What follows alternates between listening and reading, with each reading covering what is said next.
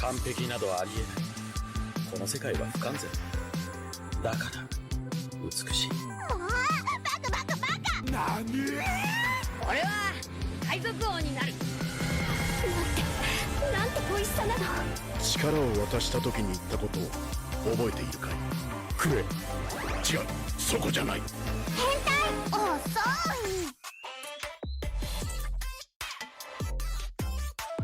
Hello and welcome to More Than Hentai, a podcast that is here to show you that anime is just far more than tentacles and catgirls. There's also countless stories of love, loss, laughs, hope, horror, and happiness that are just dying to be found. And I, Brendan White, the Salt and Pepper Senpai, am here to help you find them. More Than Hentai is proudly powered by our friends over at Audio Technica and Dashwater, so go upgrade your audio and hydration games today. And joining me on this episode is someone who's extremely familiar with being on a microphone, yet is only somehow now making her podcast debut today. She's a content creator and influencer who not only slays it in Rainbow Six Siege, but also in the fashion and makeup game. You can find her streaming on twitch.tv/RayJ, which is RAEJAYY. But be warned, if your profile picture is you posing with some form of fish, there's a chance she's coming after you. You can find her on them socials at Ray J Morgan, which is RAEJMORGAN. Ray, my dear friend, welcome to the Riverside Studio. How might you be doing? What an introduction. I've never felt so important in my entire life. That made me sound so good. So now you have to feel that way every day. Excellent. Okay. Yeah. No, that made me sound really professional. I love it. That's all you. That's all you. All I did was just take the things that you've done and you do and translated it into words today. So you made it easy, I must say. Well, yeah, look, I'm excited to come in and pop my little podcast cherry. But yeah, didn't expect it to be about anime, but I am honestly pretty excited. It was really cute. I really enjoyed watching it. The world works in very strange and unpredictable ways, and yeah, it's funny because yeah, you've been making content, you've been streaming for many years, and we'll talk about some of the things you do shortly. But the fact that it's been a good long while of you on a microphone, and yet now's your first podcast experience, that's a little crazy. But I'm also honored to be taking this first step with you, and yeah, taking you to a world that's a little unfamiliar with Ray J. So yeah, it's going to be fun today. Yeah, no, I'm looking forward to it. I don't know, like maybe I should just be offended that no one's invited me onto their podcast yet, Maybe. Look at your game podcast host. What the hell? I know. Come on. Apparently I'm hot commodity. Maybe that's it. Maybe it's the commodity is too hot, so it's intimidating. They're just like, she's just going to say no. She's too in demand. She's too busy. Just not going to like ask out of fear of rejection. So yeah. I mean, they've probably seen me reject a few people on the internet before and got a bit scared. Yeah, you do not hold back. You do not hold back. And maybe we can sort of lean into that and get a bit of your origin story, your background story. Tell the listeners who you are, what you do. I know I briefly touched on a few things in the intro, but yeah, you're a very talented individual. You do many things, and you're a very busy woman. And yeah, I appreciate you taking the time out today. But yeah, let's hear the Ray J story. Thank you. The Ray J story. Look, do you know what? The first thing, I really wish that I knew that the dude that Kim Kardashian made her sex tape with, I wish I knew his name was Ray J before I picked that. I forgot about that. Yeah. And every time I do like guest on someone else's stream or do some kind of content where they haven't heard of my name, they don't know who I am, and it's the first thing, the Kim K. And I'm like, oh my God, I wish I knew that. I knew that. I guess it's an easy, it's a good talking point where it's a good icebreaker where people are like, oh, Ray J, and they're like, oh, how's Kim K going? It's an easy in. Yeah, because I came up with the username simply because it's how I fell into streaming in the first place. I was late to the world of gaming. I grew up playing Nintendo nonstop with my dad. So, I've got the origin stories back there. Then I kind of fell more into sports. I was playing netball 3 to 4 times a week. And just that was how I was really filling up my time. But once my husband at the time and I decided to have kids, it all kind of changed from there. And I then was looking for something indoors to keep me occupied in the evenings when I couldn't go out. And I fell into Guild Wars 2. and Guild Wars 2 was my very first like RPG game jumping on. And when I was making my character, I was like, oh, I don't know what, like, you know, and we just ended up coming up with, I think it was Rani J was like the character name of it. And then people ended up shortening it and just calling me Ray J and whatever else. And yeah, then that became my Twitch name when people were like, oh, you've got a little bit of a, you know, well, it was probably just you've got boobs, so you should be on Twitch. There's far more to you than just that. So, yeah, I don't know. I started off on a 0.9 upload when I was living above a bakery. And yeah, then I ended up getting partnered within the year and kind of, I don't know, ADHD. So I kind of tend to focus on one thing until I burn out on it and then move to the next. So, yeah. And there's nothing wrong with that too, you know, like hyperfixation is a real thing, and I get the same with a lot of things. And yeah, once you feel that burn, there ain't nothing wrong with a pivot. There ain't nothing wrong with changing and finding that next obsession or that next time killer or hobby or love interest. So yeah, and respect that yeah, you were streaming on a 0.9 upload. Like listeners, if you have been and ahhing about content creation, you're worried that your internet speed is not up to par, don't worry, because it can be done. You just got to get a bit creative and crafty with how you do it. But there's a way to make it happen. So yeah, the time is now. That's it. Like, admittedly, it was back in 06 or 07 or something. So, you know, the market wasn't quite as saturated. So people were more likely to watch a bit of a slideshow stream. But yeah, humble roots. And yeah, like the fact that you're one of the Australian sort of pioneers in a way as far as the Twitch streaming landscape goes, and the partners and things like that. You're one of the OGs. Like, yeah, there's a constant influx of new streamers and content creators coming out every 5 minutes, but yeah, you're one of the pillars. You're one of the originals. Yeah, I am. It's funny because sometimes, like, when I think of that, I'm like, oh shit, well, I should be a lot more popular than I am, you know, or I should be, you know, because I then compare myself to, you know, say the Lufus, because I remember meeting Lufu before I even knew she was a streamer, back when I had just gotten partnered and whatever else. And so it is sometimes funny when you look around at that. But yeah, when I was first partnered, there was only a handful of us. There weren't that many. But I mean, it's great seeing it all grow. These days, if I go to a Twitch event, I don't know anyone there and no one knows me. Like, it's all, yeah. I reckon they would, but like circling back to the start, there's just that intimidation there where they're like, you know what, she's a bit of a big deal. We don't want to get too up in her grill and upset one of the pillars or the OGs of the Aussie streaming community. So they just stand back. But also there's a lot of, like, I don't know if saying kids is disrespectful or not, but there's a lot of young individuals in the stream game these days that feels like they're just little babies. And absolutely. It's always a bit of a weird thing for me existing in that ecosystem sometimes with them, where I am not a baby. I am an older man, and yeah, it's just a bit awkward sometimes. Absolutely. I mean, I just turned 35 2 weeks ago. Yeah, happy birthday. Thank you. Also, thank you for the gin. I opened it and it's delish. Love that. But yes, I find that age is a real big factor, because you do go into these things and like you're suddenly conversing with 19, 20-year-olds and you're 15 years older than them. You really can't relate, you know.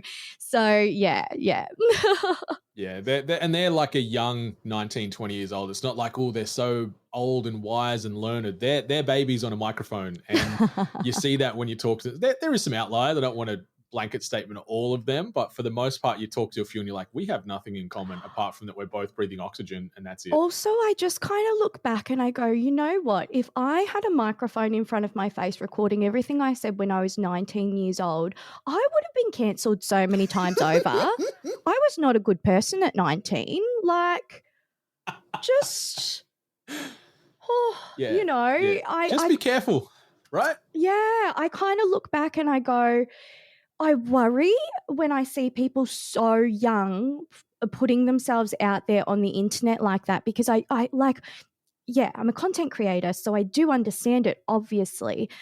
But I also know that, I didn't get into it until I was into my mid-20s already. Like I was already a bit older. I don't know. I do get worried because people these days, they're quick to jump on anything that you say 10 years ago and try and cancel you over it, Yeah, Like, it's dangerous out there, and you just got to remember, listeners, words have power, and words and actions have consequence, whether you do it today or a decade back. If it's out on the internet, people will find it and they will hold you accountable for whatever it is you said or did. So just try and be better. the one thing though, everyone says once it's on the internet, it's there forever.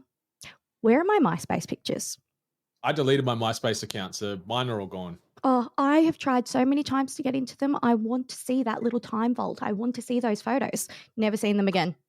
You need to, well, I guess Tom is no longer attached directly to MySpace, is he? He just made his millions, got out and just living a simple life. I forgot about Tom. Yeah, Tom. And I don't know if Everybody's we're on some mate. tangents here, listeners, but I think Justin Timberlake was like a part owner of MySpace. I think he bought into it for a hot minute there too. But I don't know what's happened with MySpace these days. I haven't checked that platform out in minimum 10 years. So I couldn't tell you what's happening there. There's probably all kinds of weird, crazy stuff you'd experience, but TikTok's a place to be these days, I assume. Well, that's a very dangerous tangent that you've just gotten into because have you watched Justin Timberlake's content again as an adult? Like, I somehow fell into the JT hole on TikTok where people like take all of his dances and shit that he used to be like, everyone would be like, oh my God, he's so amazing. He just looks like a really old white guy with no moves. And they changed the music that he's dancing to. And it's so fucking funny. So fucking funny. How did we let Justin Timberlake get away with not being very talented? I guess because a lot of white male men, speaking from direct experience here too, we don't have much rhythm. So when you even have like 2% of rhythm, you can make it look good. So you see JT do these moves, you're like, God damn, that boy can dance, because most of us can't. So I'm like, I tip my hat to you, Justin Timberlake and NSYNC and all these other offshoots. So it's very funny. I recommend anyone, if you're bored, needing a little laugh, a little bit of a giggle when you're scrolling through TikTok, go down the Justin Timberlake dancing hole because it just makes you feel better about yourself, honestly. Yeah. But surprisingly, he's not a bad actor, I've got to say. Like, he's had a bit of a career pivot and he's in some films and stuff these days. I'm like, you know what? You're not bad on screen. You're not the worst actor right now. So, And the dude can still sing. I might be sitting here ripping him a new one, but it's just, dude's still got talent. He's still talented, just not when it comes to dancing. That's it. And gorgeous family like him and Jessica Biel, just making beautiful kids. Just like, get out of here. This isn't fair. Not fair. But it is fair that you're here, and I'm very thankful for you taking the podcast path with me and talking all things anime, but talking all things life right now. Like, you've done a lot. Like, you've traveled the world in partnership with Ubisoft, tying into your Rainbow Six Siege days. You've traveled around the country for various events. It's been a hell of a journey. Yeah, I would definitely say that Ubisoft sending me out over to Montreal to visit their studio there, definitely the highlight. And, it was when I left, like after that trip was when I left full-time streaming as well. So it was a really beautiful way to close everything out and close that chapter of my life with my first international trip, because most of my other ones were, all of my other ones were just like little interstate ones here and there. But that was amazing. And I've got to say, I think the highlight of that trip was when we were at Ubisoft. I don't know if any of your listeners are big Rainbow Six players, but the actual stairwells in Rainbow Six and everything like that have been mapped off that building in Montreal. So I literally got to walk those staircases that were mapped out for the game. In the game. Yeah, and then they took us into this really cute little studio where they do all of the different sounds. And so this person was showing us, for different footsteps. So they've got all of these different boots that they would put on. They then have like big sandbags, and they would be dropping it. And it was so interesting seeing all of that work that really goes on behind the scenes. And even down to, depending on which operator they were recording at the time, they would have different uniforms that they would need to put on to make sure that when the arms are brushing past, that it's the accurate noise, if that makes I love that. sense. I love Yeah, that. the detail. It was stuff that I never even considered, and yeah, stuff that you go, oh, yeah, I guess that really does add things into the mix. Like, it really does add to the game, those kind of details. And it's a bit of a throwback because we're in such a digital age these days where everything's done through a computer. It's done through, heaven forbid, AI these days, or through software that engineers are playing with. So knowing that they've almost gone back to that practical effects where you said that just the way that the fabric is making a noise as they're running, and it differentiates between the operators and the different boots, instead of just like running a sample through a piece of software. They're like, you know what, we're going to do this in real life to get that real true experience. So it's kind of cool to see that that's still a thing. Yeah, absolutely. It was something that I never even considered that they would have this little sound studio for it, because I thought the same thing, that everything would just be added, like, they'd source the sounds and they'd find something that works. But no, they actually like create, and everything down to the footsteps, down to the material that they're walking on. They make sure that it was a lot more effort than I had expected for such a minimal aspect of the game. You know what I mean? Like, and it really did bring a brand new appreciation into just game development, and the effort, the time, and like the real blood, sweat, and tears that they really do put into every aspect of it, So I thought that was really cool, and that was definitely my highlight as a full-time streamer, and I thought it was a really beautiful way to kind of close that chapter. So yeah, I was stoked with that. It was really good. And Montreal is such a beautiful part of the world. Hopefully you got to try some poutine while you were there, the Oh, old we chips, cheese did. curd and gravy, because it is one of the best things to eat in the world. And yeah, Montreal is a beautiful place. I lived there for a little while, about a decade or so ago, and it's Really? stunning. Yeah, love it. Love Montreal. It was beautiful. It was so, it was funny because the streets and everything like there, it's all, you feel like you're in a European city. Like, it's cobblestones. You do not feel like you're in Canada. And obviously, it is like the French Canadians, and French is actually the local language there. And like all of their signages and everything is all in French. So you really do get this funny, like, when you try and remind yourself, bitch, you're not in France, you're in Canada, because every now and then you'd be there like, oh, where's the Eiffel Tower? Like, yeah, it really does feel like a little European town. Yeah, it's so beautiful, and yeah, definitely a place that people need to add to their future global itineraries, because Canada's great, and Montreal especially is one of the jewels of that beautiful country. But speaking of beautiful things, we're here obviously on an anime podcast, so I guess it makes sense to talk about the beautifulness and the craziness and the unpredictability that is this fantastic medium. And maybe we can start with your origin story, because anime isn't, I guess we could say, it's not part of your regular viewing rotation. No. You lean towards, you love, true crime and horror and a bit of the morbid and the macabre and all sort of the stuff that can be a little bit skin crawling or uncomfortable. You enjoy the scary stuff. I do. Anime has some scary stuff, but the one we're talking about today, definitely not in that realm. But yeah, what's your history with anime? Like, have you got a story you can share as far as what you've watched, what you've done in this medium, what you know about it? Like, yeah, what's the Ray J anime story? So, yeah, my anime experience is pretty limited. As a kid, I was obsessed with Sailor Moon, watching it on, Saturday, Sunday mornings. I was really into Pokemon and Pokemon trading cards. Like, my mum would take me to the markets and stuff like that to go in with my folder of Pokemon cards to try and trade. Hell so, yeah. like, I had little tiny aspects of those very popular ones that I kind of grew up with. And then really I didn't watch any anime at all, having kids has reintroduced anime into my life. So, starting with watching like a lot of Studio Ghibli films, they're really, really beautiful. And then my kids have gotten older, so like they loved Pokemon. So we've watched pretty much every season of Pokemon, like.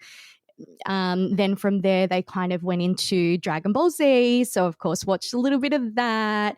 And now they're just flipping obsessed with One Piece. So, yeah, as I mentioned to you earlier before we were recording, the kids are up to like episode 200 or something. So I watch it a little bit with them, but it's kind of, for me, it's really just on in the background while I'm like cooking or doing chores or something. So I pay a little bit of attention, and there are some funny moments where I'm like, oh yeah, that's really good. But like, yeah, I don't sit down and give it my 100%. Definitely not.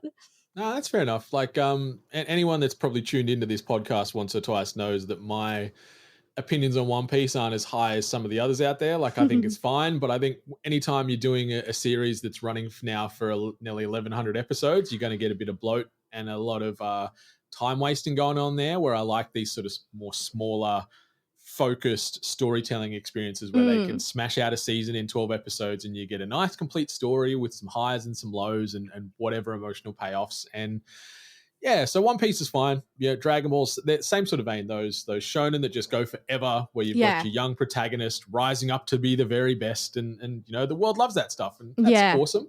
But there's so many other cool things out there, and one thing I'm excited to sort of try and introduce you to over the coming months is some of the more darker anime out there, because there is some skin crawling, nightmare fuel-y stuff out there in that like horror, thriller, science fiction vein that is really great and really unsettling, and knowing that you enjoy watching some of that in like a film or a TV live action sort of vibe, I reckon there's a few other little gems that you might watch and be like, this is I remember watching, I think it was a movie that was based off an anime, but they did it so horribly. Did you ever see the Death Note? And it was just like, and it was the worst. It was not a good time. I've ever seen. No, it was so bad. And I was like, if this is based off anime, maybe that's not my thing.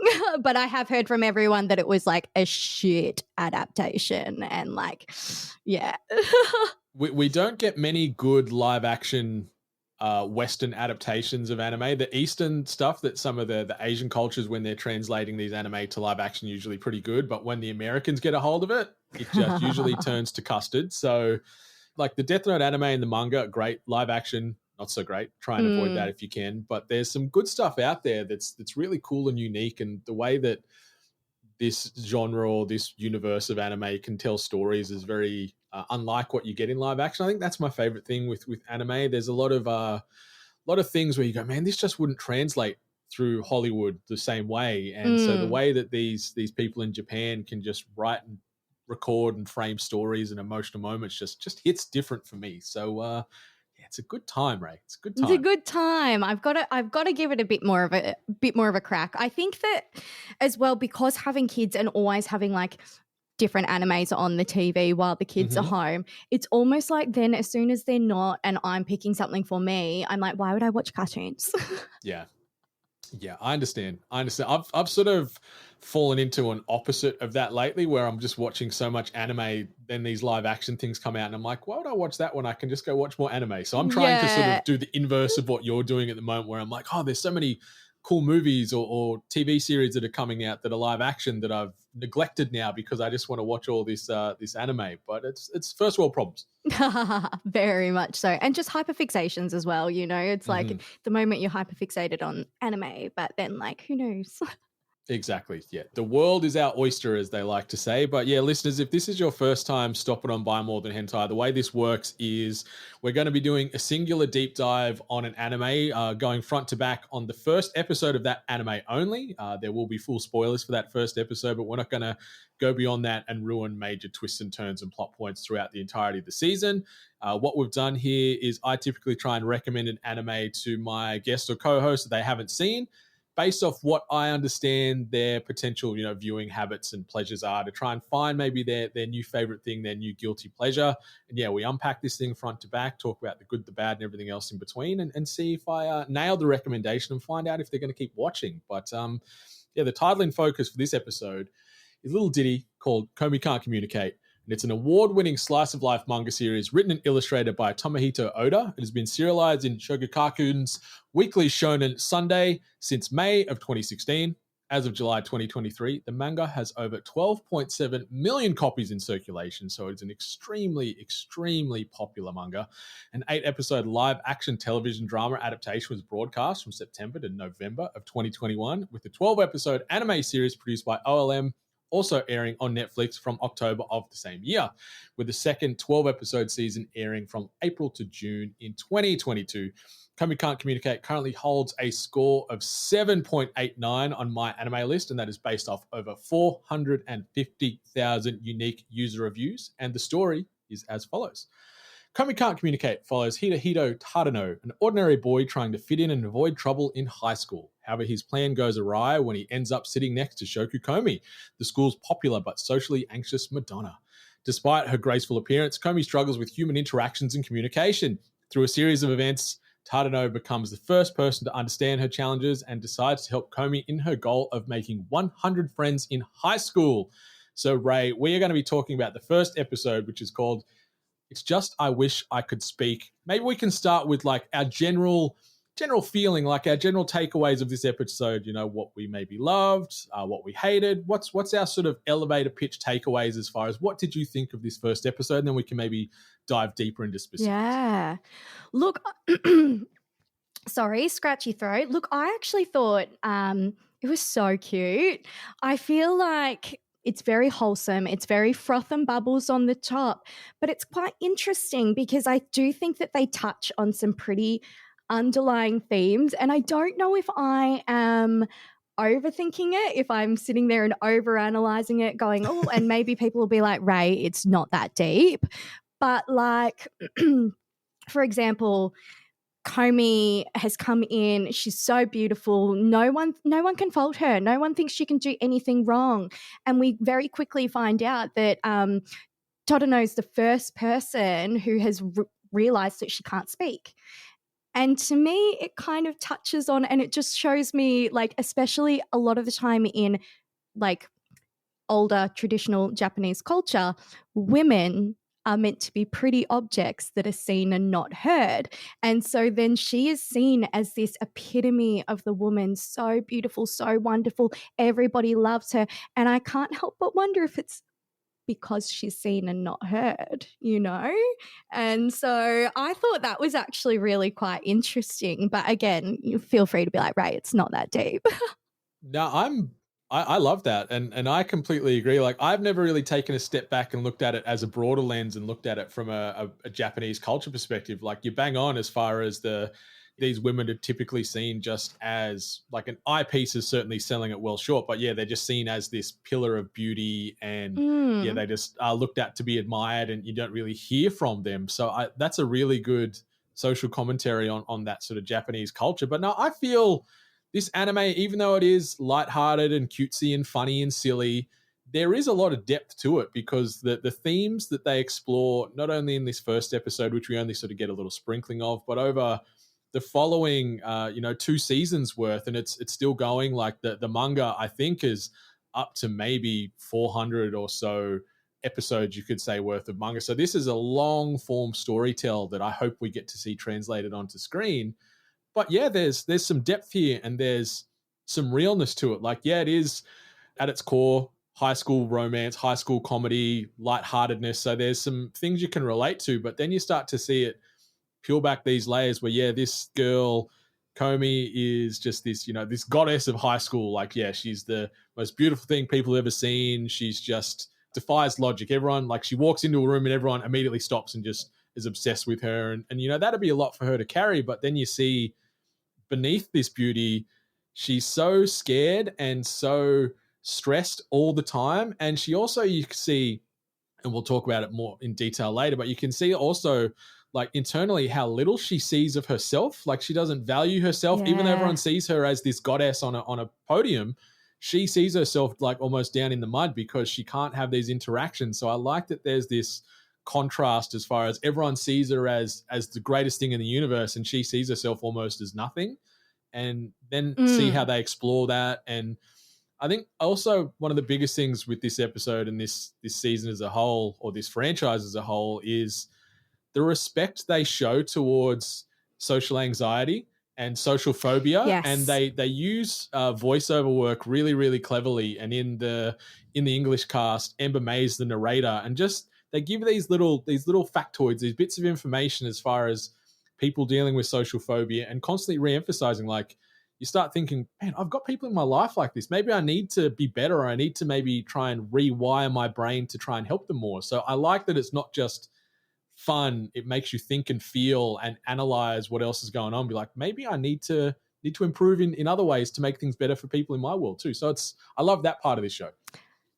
Absolutely. They're always showing that contrast of like what is happening internally in someone's brain versus how it's being interpreted outside. And it's also, they do such a great job of highlighting like why communication is so important, and that without it, what can be happening in other people's heads. Like, you know, when people are there like, Komi hates me, I'm not wanting to be her friend. But then as soon as Tadano kind of like bridges that gap and is like, oh, she actually really struggles to communicate, all of a sudden, oh, we're best friends. You know what I mean? It's like, oh, you don't hate me, you're just nervous. Oh, I get it. And I feel like that is potentially part of why you picked this anime for me to watch as well, because I am someone who has anxiety. I've been medicated for anxiety for 7 or 8 years now. And being a content creator, going into a lot of cons and things like that, sometimes I do get really overwhelmed and I kind of shut down. And I know that sometimes I can be seen as a bit abrasive, or like, oh, Ray didn't talk to me, she mustn't like me. Whereas for me, it's just because I'm anxious as fuck. There's certainly synergies with you and Komi in all the right ways. Like, I don't mean any disrespect in that regard. Like, I can see a lot of those same good qualities and traits in both of you. And yeah, like, I was trying to find something as far as that recommendation that I think would be not only enjoyable but relatable and real. Like, I could have given you some crazy whimsical superhero lace thing. It's like, that's fine, there's a million of those, but this anime is pretty unique as far as the content that it shows, and also how it decides to be real with things. So I thought, you know what, I'm hoping she'll appreciate this and it'll resonate, because yeah, that content creation space can be a lot of white noise, and it can be intimidating and stressful and daunting and anxiety laden, because I think a lot of us are in that space all feeling those same things, but because we don't know how to communicate those things, we all just sort of stand there static and don't speak or take that step. So yeah, I feel that it's relevant, but it's also unique, and it's just enjoyable and wholesome. And like you said, you used the word bubbly earlier, and I'm like, yeah, it's definitely bubbly. It is. It's like, if you don't want to take anything too seriously, if you want something just cute and easy to watch, it can be that for you.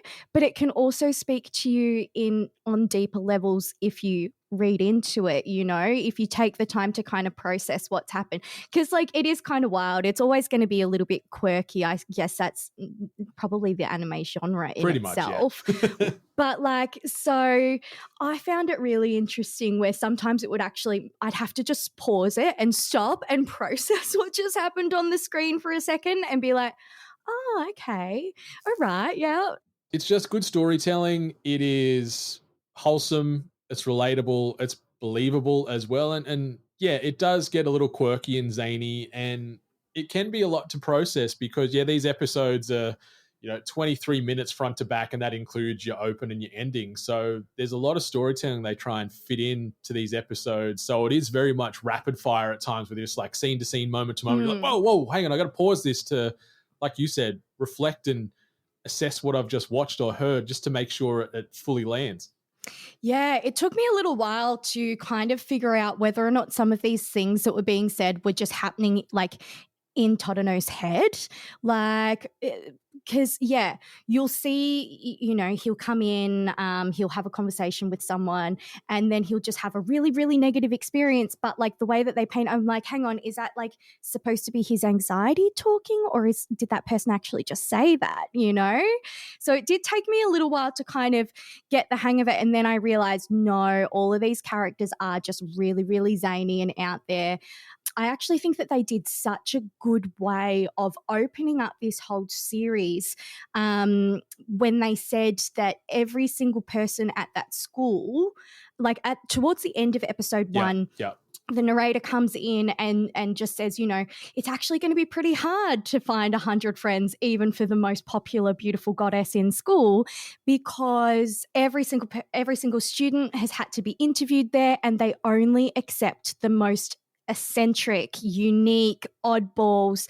So I feel like that just really opens up like limitless storylines. Like they can take everything in the most bizarre, strange direction, and they've already explained why that's normal. You know what I mean? Like, yeah, it feels like it opens up limitless possibilities for just zany, quirky episodes, all based around a different character each time. I think that's pretty cool and very clever. They managed to do a lot of world building in this first episode where you understand the main characters. You can tell that Komi and Tadano are the two focal points of this series. You get an understanding of Etan High School, which is all about students' character. And like you said, Ray, it's filled with eccentrics, weirdos, rebels, and outsiders. So you go, man, where is this story going to take us? Who are we going to meet along the way? And on this quest to 100 friends, like there could be potentially 100 different unique, crazy, zany, unpredictable stories to come our way. So I like that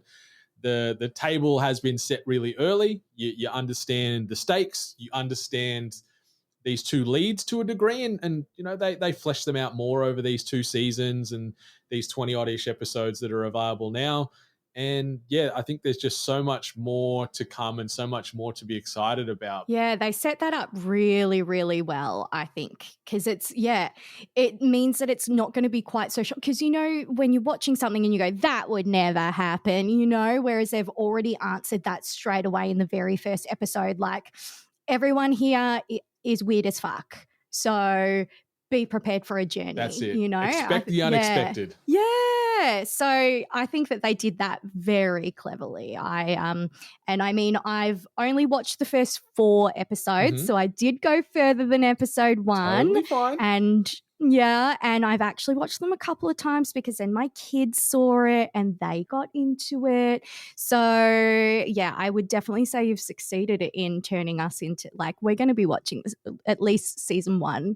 We're going to stick it out. We're going to see where it goes. Some of the characters already are interesting, you but I obviously don't want to do spoilers. Yeah.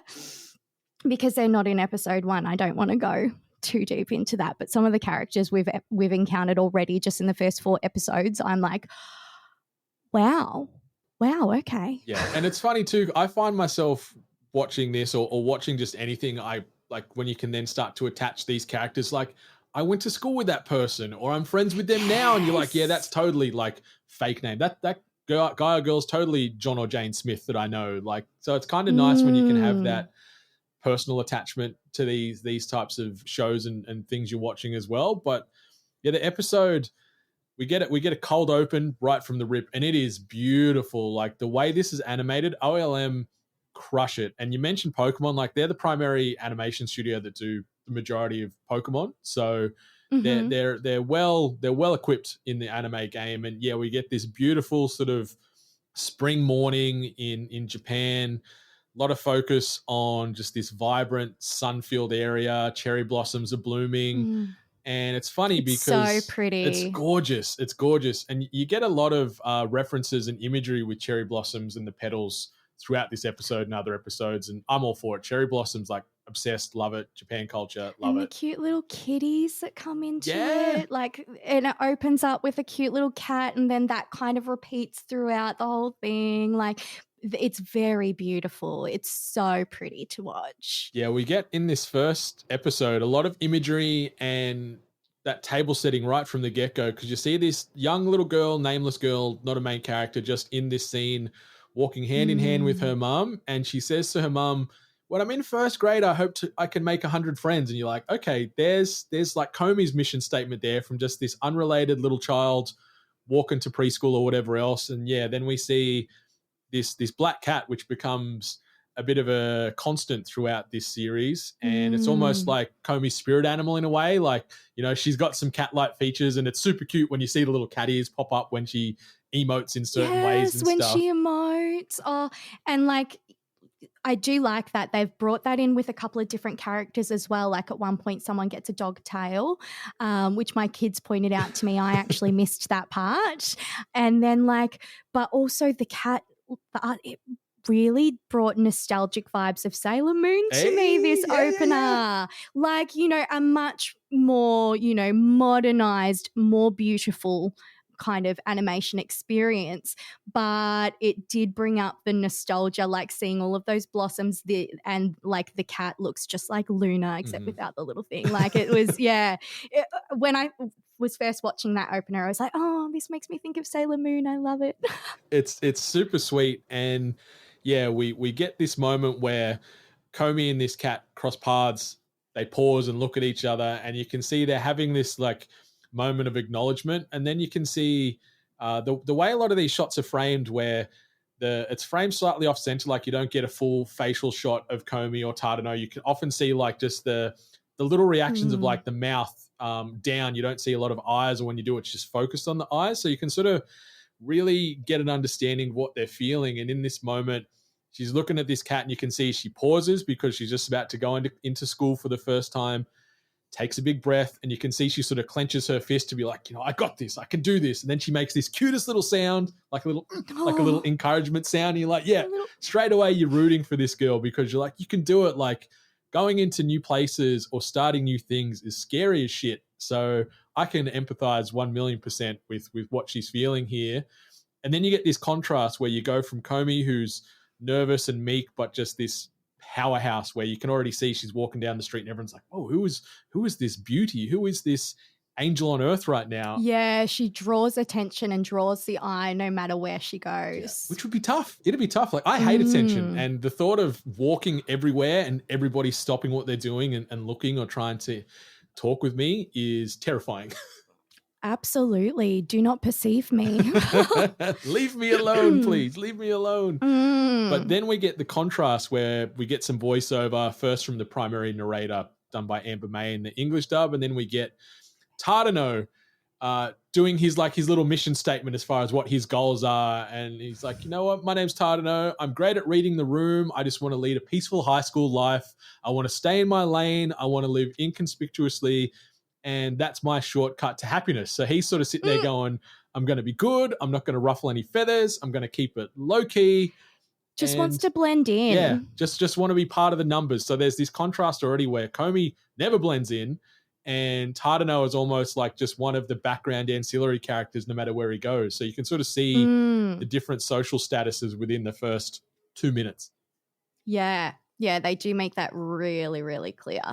And then it's so funny how you go from that to him explaining how he just wants to live a peaceful high school existence, and the only way to do that is by not being unique, just blend in, which then, side note, makes me wonder, how did he get into this school if it's for all of the oddballs?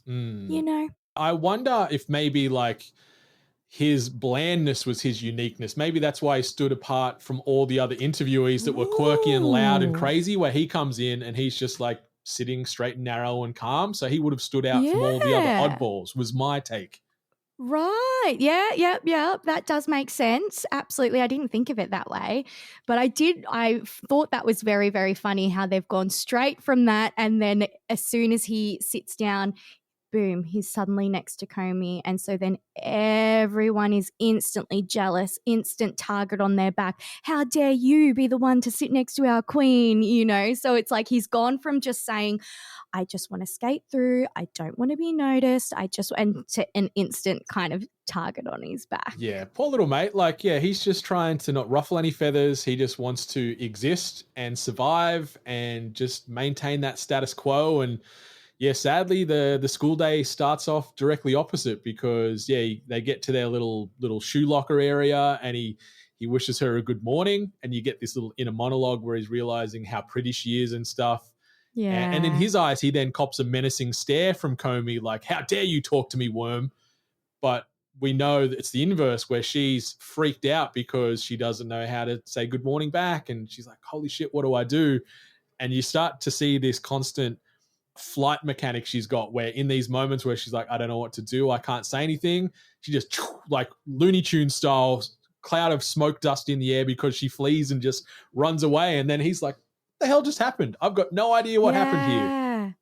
And then he's left feeling like he's not good enough for her and like she must hate him. Oh, you know, I'm just pathetic. Why would I even say anything to her? Whereas she's just freaking out. Yeah. And so it's kind of cool that you see straight away where he's like, I'm great at reading the room. And straight away he's misread this situation straight off the rip where if he can't read the room and can't read Komi, no one can. And so it really explains why everyone just has these misconceptions about her, because if he's the master of room reading and he can't tell that she was panicked and anxious in that moment, who else out there's going to? Nobody. Yeah. But we get that cute moment. Of it that way. Yeah, they sort of walks to class. And he's like, well, yeah, she's gorgeous. I'm never going to deal with her again. I'm just an average Joe. And yeah, then he ends up getting stuck beside her. The entire classroom now hates him because it's like, how dare you, sit beside our queen. She's mine. I love her. She's my best friend. You don't deserve to be in the air she breathes type of thing. And so, yeah, poor little Tadano was just against it right from the get-go. And you can see these little monologues starting to play out a little bit more where he's like, oh man, she smells like heaven. She's the prettiest and most popular girl in school on the first day of class. Like the bar is set very high. And Tadano's high school life is doomed right from the start, which is sort of sad to think about. Sad, but also like good, you know. No, sitting through and blending into the crowd is not the way to get through high school, you know. Be comfortable being a weirdo. 100%. It's good. Yeah, embrace your quirks, and we'll never yuck anybody's yums here. So you do you. You feel comfortable in your own skin. It's easier said than done, but you don't hold back. And we get a couple little classroom introductions. We only get introduced indirectly to one of the other supporting characters, Agari, and she stands up. She's clearly very nervous as well, because these moments, I remember these moments in class when you first day of school, you don't know anyone, you'd stand up and tell the class about yourself. Like it's a scary 30 seconds that feels like an eternity. And so she freezes up, doesn't really know sort of what to say, spurts some stuff out nervously, sits down. I'm just so grateful that none of my teachers ever made me do that. I've never had that classroom experience, but I've seen it play out so many times, and I'm just very grateful that none of my teachers ever made us do that. Thank you. It's a lot. Like public speaking is tough. No matter who you are, no matter the age you are, no matter whether you're speaking in front of 2 people or 2,000, like it's scary. So I feel what these kids were going through. And then it's Komi's turn to stand up and introduce herself, stands up confidently. The class is in awe of her, but she freezes up, doesn't say a word, beelines straight to the front of the class, and like a ninja with surgical precision, just with a piece of chalk, writes a name on the chalkboard, and the class goes wild. They're like, yeah, Komi, you're the best, woo! Because she's just this chalkboard assassin.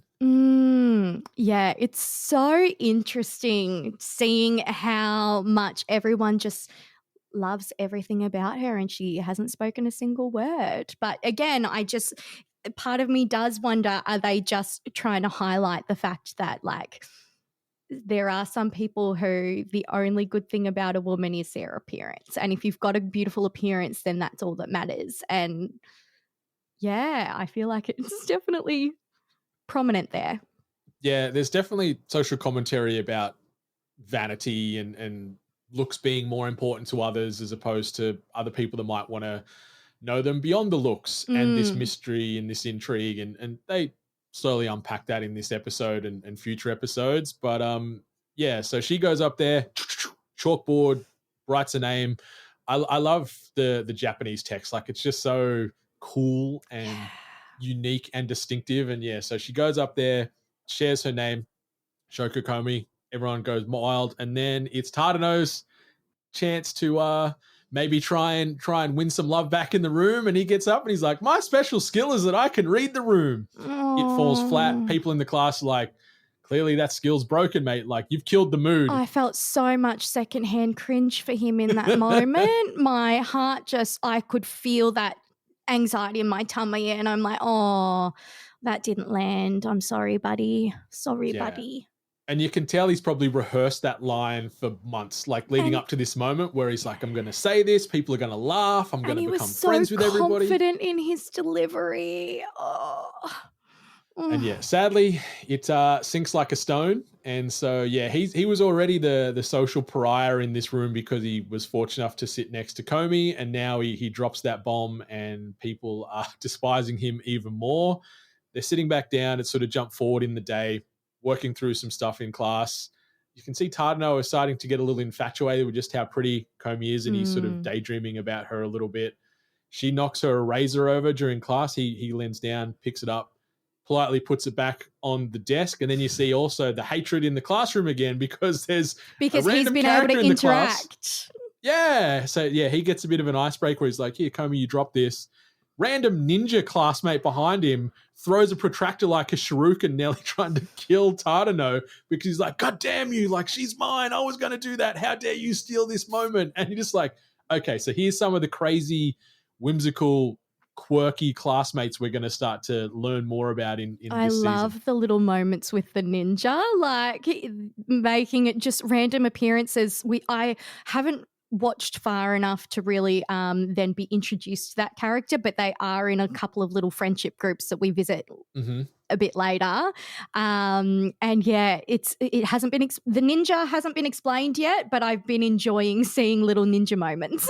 Yeah, and at first, like, because we hadn't had the narrator part about how this school's full of unique personalities, you just sit there and go, why the hell is the ninja here? Like, okay, I'm just going to roll with this, but okay, doesn't make sense now. Hopefully makes sense later.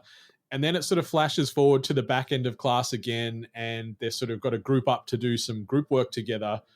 The crowd goes wild. Everyone just wants to be in a group with Komi. They all rush, and Tadano gets like swatted out of the way.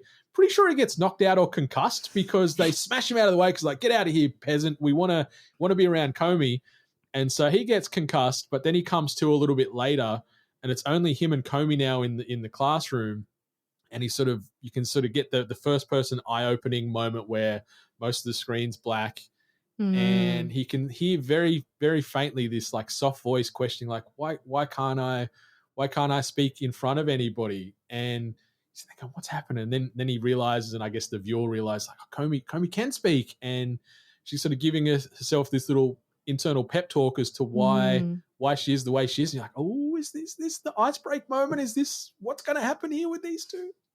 Yeah, that's it. You see her, and then she's talking to her little cat doll. So again, there we have that. That's probably is that the first time we see the cat then come in after that? Like sorry, what are words? My brain, good grief. I swear one of those was a full sentence in my brain. So the introduction where she comes along across the cat at the school, we see that. And then now this is that first time where she's then pulled out a little cat doll that she has as well. And so she's talking to her little doll saying like, why can't I talk? I really, really wish that I could. But yeah, and then she realizes that Tadano has come too, and whoosh. Yeah, we get that second flee moment where, sort of smoke bomb.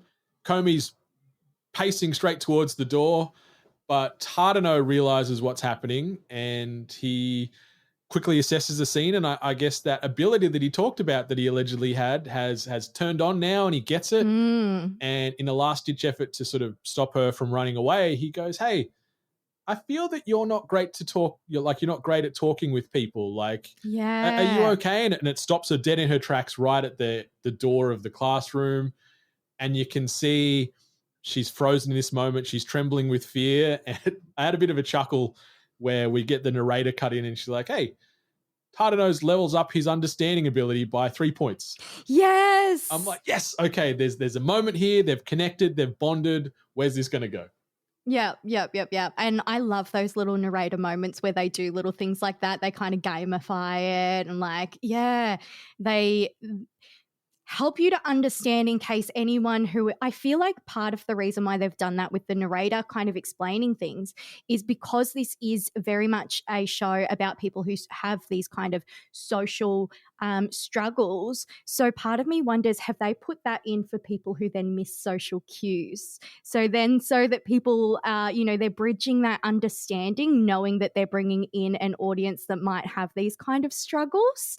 So I thought that was really cute. I loved how they kind of, they'd point out the obvious, but in a really fun way and real gamifying it with the, level up 3 points. I thought that was really cool. I think you nailed it, where this narrator's used as a bit of a plot device here where, we are maybe where some of the viewers out there might miss certain context or certain meanings, and they explain it in a way where you go, oh, I get that now. Oh, I didn't see that, or I didn't understand that. They bridge the gap without making it obvious that she's trying to explain what's happened. So I think that was, I thought that was really clever.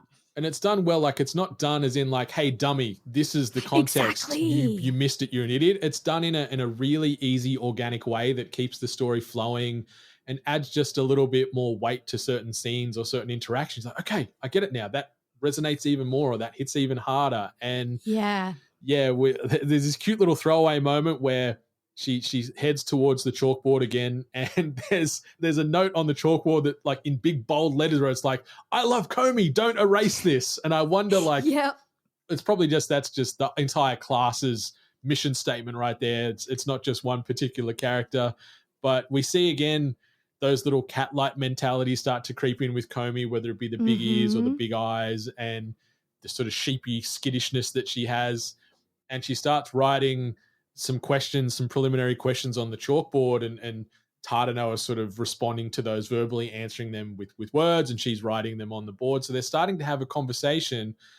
But then Tadano on the inverse there, he panics because he's like, oh shit, I've run out of things to say. Like he's gotten through the stereotypical, hey, nice day, da-da-da. And then you're like, uh-oh, where do I go with this conversation? He then attempts to flee, but then Komi, in this really cute, like powerful little moment, reaches out and grabs his blazer and stops him from running away, because she's like, no, you've pulled me back in, and we're bonding now. I'm not letting you do what I couldn't. So it's really nice to see the power, I wouldn't say power struggle, but just seeing them both step out of their comfort zones in those moments. It is. It's really beautiful because you can see that it's like all she wants is to connect with someone, and he doesn't realize that he's the only person who she's been able to connect to, and doesn't really understand, no, she wants this interaction. And he's like, I don't want to bother you. I've run out of things to say. Fuck, So, and honestly, I hate small talk for that exact same reason. I'm like, shit, what if I run out of things to say? What am I going to do? So like I can absolutely relate to that. It's part of where my social anxiety comes in is, shit, where do you go once you run out of the obvious things? Yeah, and it's a universal feeling. Like, no matter if you're Tony Robbins, who publicly speaks in front of gajillions of people every day, or you or I or Komi or Tadano here, like, my mindset, I'm always like, be respectful of people's time in everything. And in these conversations, you don't want to like just drown them in small talk with no real emotional connection. So I've like, when Tadano had that moment, I'm like, fuck man, I've been there, dude. Like, I feel ya. I've wanted to run away like you just attempted to as well. Sadly, no modern beauty grabbed my blazer and stopped me from running. I probably just ran away and just ran home. But so she pulls him back, and she starts writing down her feelings and her thoughts. And one of the main ones is like, she didn't get a chance to eat lunch today because she was too scared of going to the cafeteria and asking to get food, or asking for someone to sit with her. So straight away, your heart's just bleeding and breaking for this poor girl. And she's writing about, I really want to talk to people, but when I'm in front of people, I freeze, and I'm sure I look scary and all that, but I really just want to talk to them. And whenever I approach someone, they get nervous or faint, which made me cackle, because I'm like, because you're just so overwhelmed by this goddess in front of you that it's like, oh, like, I don't know what to do. But then you see this other contrast where, the nervousness and the fainting, she doesn't see that as in because she's so beautiful or so mysterious or captivating. She sees that as a negative because she's like, I don't blame them. Who would want to talk to someone like me? And you just go, oh my God. Because she's making them feel really awkward, and that she's just not this. Yeah, she doesn't realize that it's because they're nervous to speak to her too. Yeah, so it's a sweet moment, and you see this light bulb almost appear above Tadano's head then when he realizes that everybody misunderstands her. Everyone takes these sinister looks and this silence as rudeness and arrogance, and almost that they assume she probably thinks that she's better than everybody. But it's the opposite, where she thinks she's better than nobody and she's not worth people's time and she's got really low self-esteem. And you're just like, man, like, I just want to take these. So I just want to cuddle these two characters in some moment. I'm like, it's going to be okay. People care. It's such a all is going to be wholesome good. opening, because it really does make you then instantly connect on that level with them, and you understand that all it is they have these really beautiful hearts and all they want to do is connect with people. And I think that they did really well in making you feel that and instantly become emotionally connected to them and instantly want to be on their side, and just, you know, you then, you're like, I just wish they were understood. I know, like your heart goes out for these two immediately. And I like that within 10, 15 minutes worth of storytelling, I'm like, I'm invested. I love these two characters.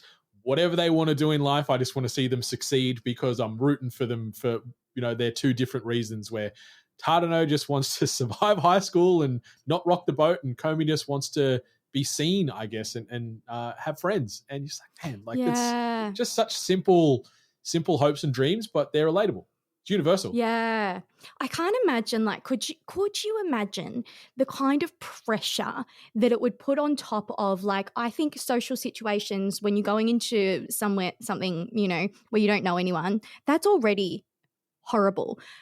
But then the additional pressure of everyone suddenly expecting you to be this perfect person because they've then built you up, like, oh, you're pretty, so you must be like amazing, you must be so popular, you must be so engaging. It would add on such an extra layer of like pressure. Yeah. I agree. Like life is hard enough, and high school, being two people that have gone through this, we know how hard that can be just in general, but then having all these additional expectations thrown on top of you for no reason other than you look a certain way or you do a certain thing, like, it's a lot. So yeah, you feel for these young kids, because they're just kids, like they're just high school kids, you know, they're 16 years old or whatever. So they're not equipped to handle all of these things at the moment. You're seeing it play out in real time here. And there's this cute moment where they're having these discussions.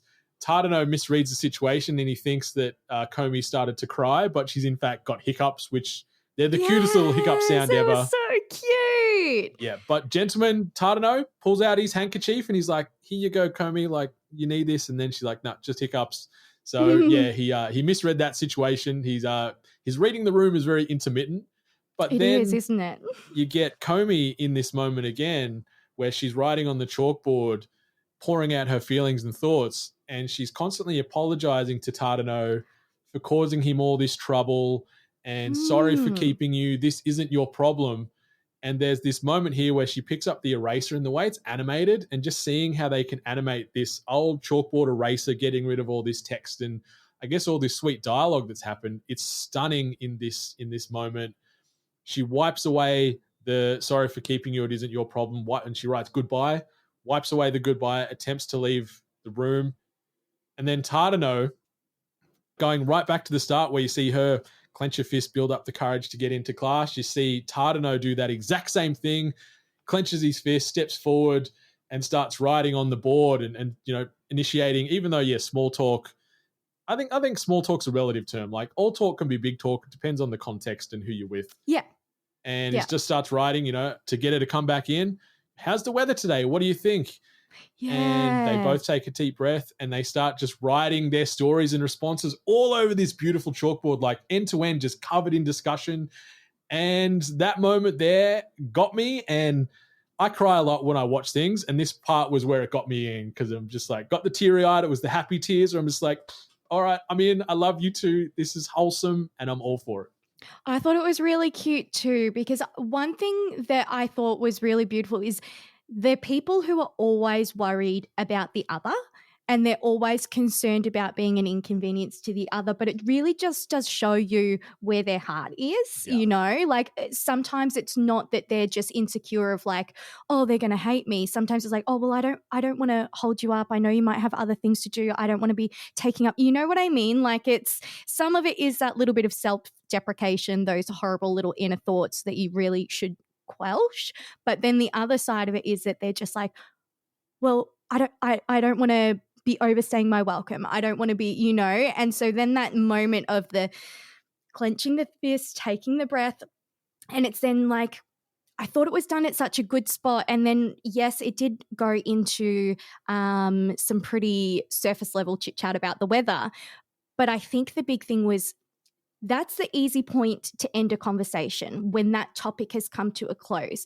And one of the hardest things that I find as well, once you've done that, the hardest thing is opening a new dialogue and moving on to something new, even if it is as simple as the weather. Because I know that for me, that's usually when I go, I'm just going to go grab another coffee, or I'm going to go to the bathroom, you know, like, because I freak out at that. If I'm then going, crap, this is a segue, that's when I usually then excuse myself from a conversation so that I don't need to do that. So like, I really noticed that, and I thought it was so beautiful the way that they did do the fist thing as well. I thought it was really, really nice mirrored there. Yeah, it was very, very well done. And I think you nailed it there. Like that small talk, that's the springboard where you either, you know, you dive in and you sink to the bottom, or you dive in and you swim from there. So yeah, they take this small talk as the baseline, and just the way, like, this is my favorite scene or moment in the entire episode because it's so beautifully animated. The way they frame it, where they mix in between like a bit of a wider shot where you can see the entire chalkboard and just this whole story playing out, and they're overlaying in Tadano sort of voicing some of this stuff where he's like, oh, in these moments, like, I learned that that Komi loves cats and her dreams to make 100 friends and all this stuff. But they also overlay this really, really, really beautiful piano and string accompaniment piece of music. And I obsess over piano, and the way that just adds more weight to this little quiet moment where these just two people are having a conversation without saying a word. I'm just like, man, this is beautiful. This is art playing out right in front of me, and I'm here for it. And then we get this cherry on top of this delicious sundae where, yeah, they're having this exchange and dialogue, and Tadano realizes that, yeah, Komi wants to make 100 friends, and then he writes on the board, and this part fucked me up again, where he's like, then you only have 99 left because you just made one. And I'm just like, but then he freaks out. Yeah, I'm dead. I know, it was so beautiful, and it was so relatable as well, because he's there like, well, you've only got 99 to go. Then he kind of realizes what he said, and he's like, shit, I don't mean to be presumptuous. That's only if you want to be my friend. I don't want to assume that you're my, you know, and I'm just there like, yeah, that's probably not something I would vocalize, but that's absolutely what would be happening in my brain. Yes. Yeah, it's so sweet. And I think we've all had that moment where we've spoken without thinking before, good, bad, or otherwise. Then you realize what you've said, and you're like, shit, how can I backpedal out of this for whatever reason? Or I've just ruined this situation or made them feel something that I didn't intend. And it focuses again on this tight shot, and you can see her hands, they're sort of shaking. She's a little bit shocked as to what's happening. She thanks him, and she's blushing. You can see that this has made her feel really uncomfortable. Very cute. And she flees the scene again, like she's gone out of there like the road runner. And then we get a bit more voiceover from Tadano, where he's like, and so that's how my unusual high school life begins. My goal is to help Komi, who can't communicate, make 99 more friends. And you're like, man, I love you, dude. And I love you, Komi. And this is just some wholesome stuff. And it's so funny. Like, you see that he's done this complete 180 from what he wanted. He didn't want to talk to people. He didn't want to make friends. He wanted to just blend in. Whereas now he has found someone, he knows that they struggle. So he's willing to give up his entire outlook on high school, and he's willing to set that aside and put himself out of his comfort zone because he's helping someone else. And I think that's really, really cool. Yeah. I think so too. It's admirable that he, on the first day of school, has pivoted from his entire life's goal as far as, yeah, I'm just going to blend in. I'm going to make it through these next few years. And now he's like, you know what? I'm going to help this girl. She's special. We're going to get her to 100 friends during this period. And then we get another really great piece of narration here from the female narrator, and we get a lot more context as far as what's happening. She talks about extreme social anxiety, aka social phobia. And I love that, like we've talked about it a few times here, but it just subtly hammers home these points where you're like, man, I understand more as to why people might react in an anime or in real life in these situations, and you can start to relate or empathize with these characters more. And it's just, I love subtle storytelling, and I love when they're not disrespecting our time or thinking we're idiots because we won't understand it. But if they can add just these little kernels of info here and then, you're like, man, this hits so much more differently now. They do. And honestly, I was watching with my boys who are 9 and 11. So they're both in school. And I felt that it was really good conversation starters on things like social anxiety and just like the way that you can say something to someone but you really don't know what's going on in their brain. You might think that someone is thinking this about you, but they might not be at all, you know. And I felt like it had some really good conversation starters for children, in my opinion. So I really liked that. Yeah, it's sweet. And yeah, conversation start is perfect. It opens up these topics or these thought processes for people young and old, because this is eternally relatable, whether you're in school, in high school, at work, in a retirement home. Like, these social anxieties can follow people from birth to death, to be a little bit morbid. Like, it is something Absolutely. that people can deal with every single day. So seeing it play out in this environment, even though it is a high school and we've all finished high school, well, us two on here and some of the listeners probably, it's still relatable. It's timeless advice and timeless wording. And it's interesting because from here, it gives us the opening that we didn't get. So we get the opening as the ending there. But what they've done with this OLM, as far as the production company, they give us sort of like 3 separate endings. They give us an ending, a little piece, another ending, little piece. So, and then they give you like the extra bit at the end. Yeah. Which I'm all for. Like, more anime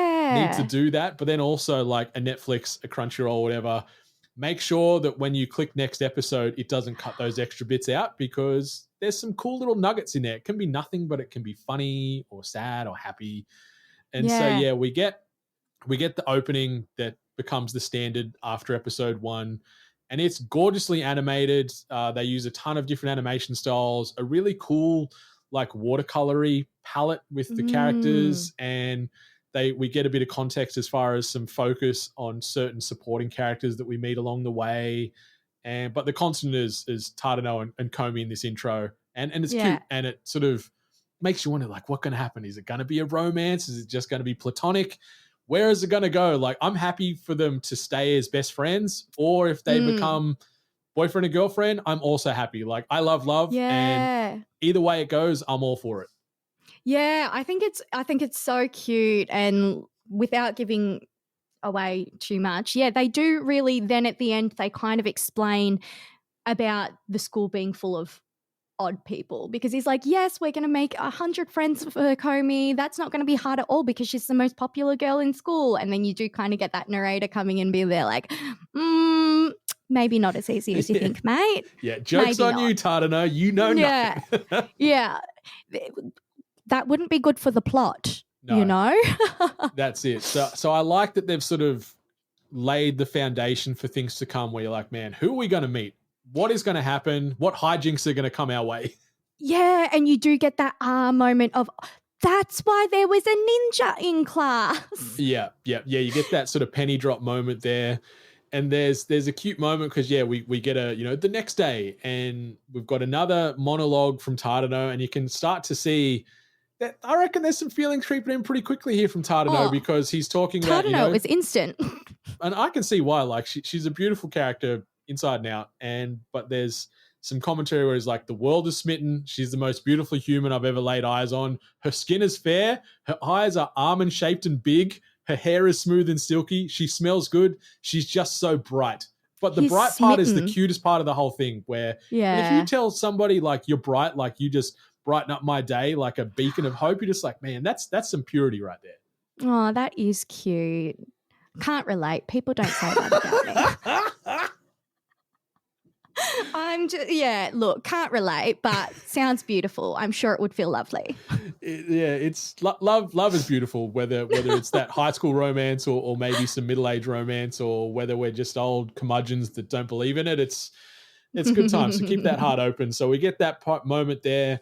They're walking to class. Tadano's given her a bit of a pep talk in this sort of post-credit stinger about, we need to help you find your voice so you can start making all these friends. and we get one of these other little cat references here. You see a little cat ears prick up where he's like, we're going to get you these friends in no time at all. Don't worry. But then he's like, you need to practice sort of introducing yourself. And then she turns to stone in this moment, which just made me cackle, I should say, again. Absolutely. I think it's done so well. It's very, very cute. Yeah. And then it's just before we get the final, before the ending again.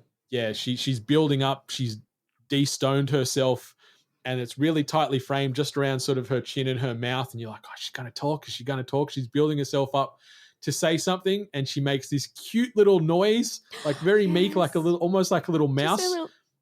Cuts to credits, and then we get this really beautiful piano track in the ending where I'm just like, yep, I'm in. I'm all aboard this ride. I love this anime. I cannot wait to watch more of it. Yeah, see, interestingly enough, I felt that it was episode 2 that really kind of hooked me. That first one, I was like, yeah, this is cute. I can see where it's going to go. I think that it could be very interesting because of the way they had set it up. But admittedly, I wasn't sold yet on the first episode. Okay. Yeah, it was more as we started getting introduced into the more oddball characters that I started really going, yeah, okay, yeah, I think I'll watch this whole season.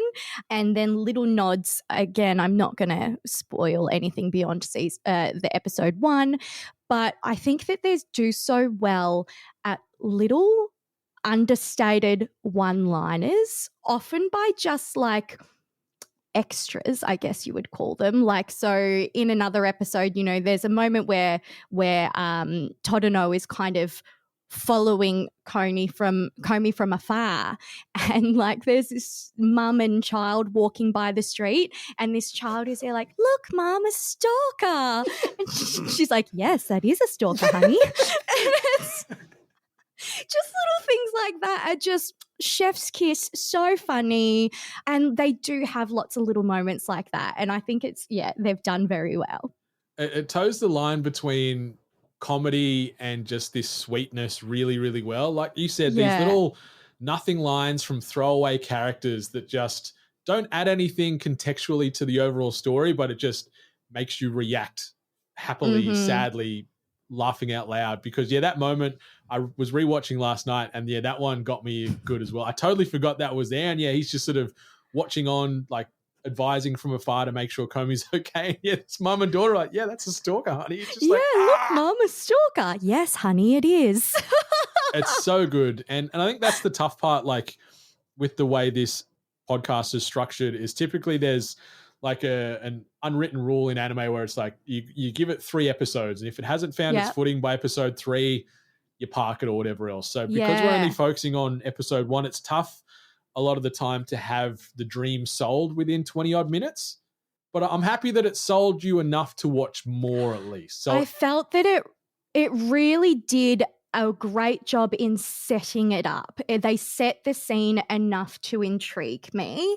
And then from there, you start getting a bit more of the taste of the different characters that they're going to introduce. And so after like episode 2, episode 3, thereabouts, like I was like, yeah, this is funny. And I have watched them all a couple of times because my kids got involved as well. And then they were like, but mum, we're not up to this episode. We need to watch episode 2. And so like I've seen a couple of them, a few times each, but I think it was a winner, definitely. I love that because it's definitely a winner for me. Like I've watched both seasons, which now weirdly on Netflix they've sort of just combined it into one season on Netflix, which I don't understand why, but those 24 episodes are available, ready to roll on Netflix now. There's a sub, there's a dub, so depending on how you want to consume it, that is perfectly fine. There ain't no judgment here if you want to watch the dub as opposed to the sub. Like, you do you, boo. Like, confession, all is welcome. I watched the dub. I watched the dub too, because it's easier to sort of maintain attention on the whole screen, because sometimes with the sub track you'll be hyper focused on the wording and you might miss something in a corner of the shot. So dub can work well. I just don't have the attention span to stare straight at the TV for that long. I'll end up doing something else, whether I'm like scrolling on my phone or whether I'm doing the laundry or something. So I'm not always like focused 100% on the screen. So yeah, I did the dubbed. Zero judgment here. But it's nice to know, like, it would be at this point, I typically ask, will you continue to watch? Well, clearly, yes. You're working your way through it. You're up to episode 5 now. You're understanding the world and the characters, and it's hooked you. And I hope you continue with this first and second season because it's just beautiful stuff. Yeah, I'm definitely keen to see where it goes. I think that there's so much potential for some really interesting things, I feel like it'll be quite validating as well, being someone with social anxiety. When you just start to see your experiences being played out on the screen as admittedly, yes, they then, they take it to the nth degree, but that's entertainment for you, isn't it? So it's really nice being able to watch other people experiencing the same kind of emotions, the same kind of fears, insecurities that you deal with as well, or that you have dealt with. It's really nice seeing that played out and seeing it played out in a positive way where they are then finding someone that they connect with. I think it is really beautiful, and some really funny moments. So yeah, I'm keen to watch it.